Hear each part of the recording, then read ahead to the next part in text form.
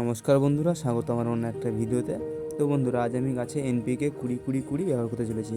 তো দেখতেই পাচ্ছ, অল্প পরিমাণ নিয়েছি, বেশি নিইনি, অল্প পরিমাণ নিয়েছি। 1 চামচ যতটা হয় সেই আন্দাজে নিয়েছি আর কি।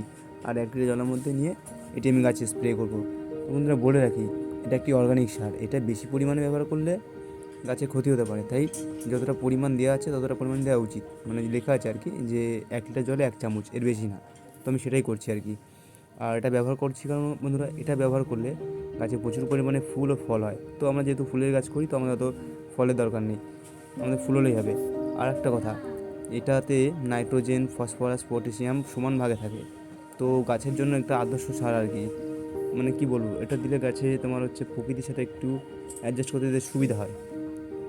তো দেখতে পাচ্ছ আমি মোটামুটি স্প্রে হয়ে গেছে। আর প্রত্যেকটা গাছ, আর একটা কথা বলি যে যখন গাছে স্প্রে করবে, গাছটাকে পুরোপুরি স্নান করে দেবে, পুরোপুরি ভিজিয়ে দেবে। এমনভাবে স্নান মানে ভিজাবে যাতে গাছ থেকে জলগুলো, যেগুলো স্প্রে করছি, সেই জলগুলো যেন মাটিতে টপে গিয়ে টপ টপ করে পড়ে। ওটাই সব থেকে বেটার। ধন্যবাদ বন্ধুরা, এতক্ষণ ধরে দেখার জন্য। পরবর্তী ভিডিওতে আবার দেখা হবে।